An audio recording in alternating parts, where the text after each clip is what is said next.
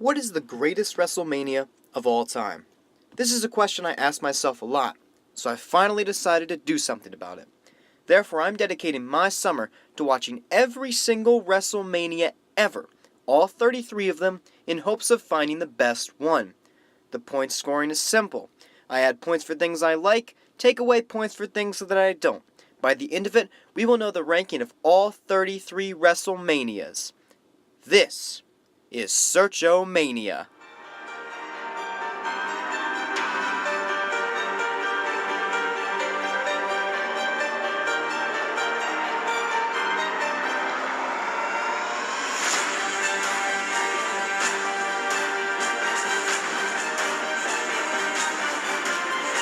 Another day, another Search-o-Mania for the rabid Search-o-Mania fan club. Today's episode features WrestleMania 10.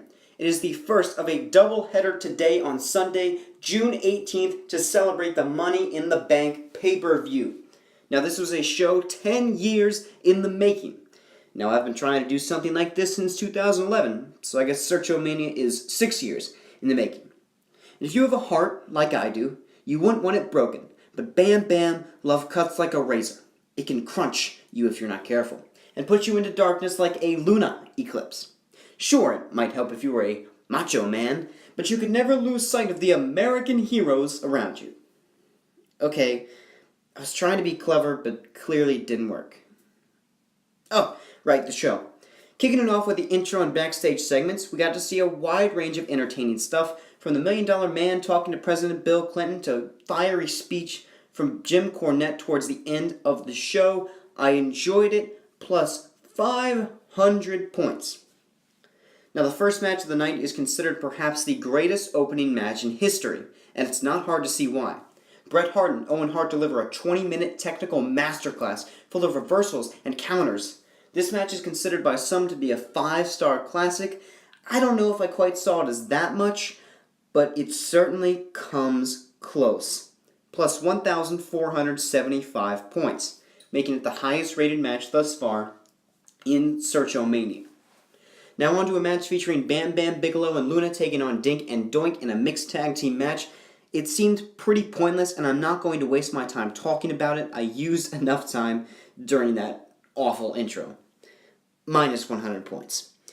Crush and the Macho Man Randy Savage fought the next one in a match where you had to get a fall outside, and then you had to keep your opponent outside for 60 seconds. It was as confusing as it sounded. It was over really quickly. It was kind of unnecessary, but still, it was a good story, and it's always great to see Macho Man in action.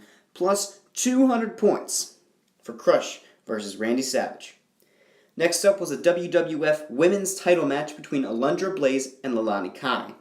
It was okay, if not very clunky. It was also very short on time, and as a result, I really don't have too much on it. Minus 200 points. Following this was a tag team title match between the Quebecers and Men on a Mission. Shout out to the stereotypical black character in WWE with the singing and the dancing and the rapping. Well, I liked the match good enough, but the count-out finish was just really cheap for an event as big as WrestleMania. Therefore, it's a scratch, no points added, no points lost. Now on to one of the 2 WWF Championship matches at this event. The first between Lex Luger and Yokozuna. The match was slow and boring and ended with a heel turn by the referee, Mr. Perfect. Not exactly what I want in a title match. Minus 100 points for Yokozuna versus Lex Luger. After this was another match trying to ruin the work the Hart brothers did, as Atom Bomb and Earthquake had a weird match that was like 10 seconds long with this weird promo that happened before it, and I still have no idea what the hell happened, so minus 200 points. Finally, the moment we've all been waiting for. The show picks right back up with the godfather of the WWE ladder match and why this is part of our double header today.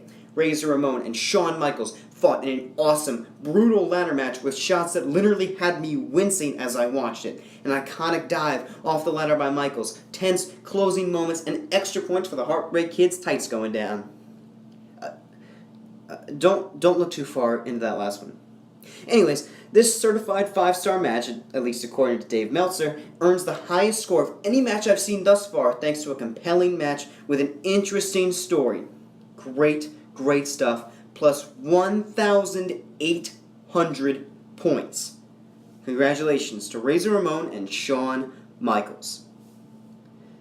To finish off the night was the second WWF title match, this time between Bret Hart and Yokozuna. It followed the same pattern of Yokozuna slowly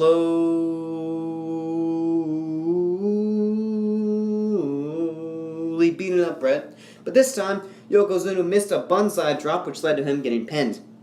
It was not a great match by any stretch, but Roddy Piper really saves it with his antics as the referee, plus 200 points for Yokozuna versus Bret Hart in the main event. Now, on to the bonus. We end up with a straight scratch. I was willing to give points for the birth of the ladder match and the Hart feud, as well as the greatest opener ever, but Vince McMahon screaming every single word he says on commentary and a slew of unimportant matches in between two classics keep it from earning any sort of bonus whatsoever. Therefore, for the bonus, no points added in additions and no points taken away for deductions. Now look, to close it out, WrestleMania 10 earns a very solid 3,575 points thanks to 2 all-time matches and some good storytelling along the way.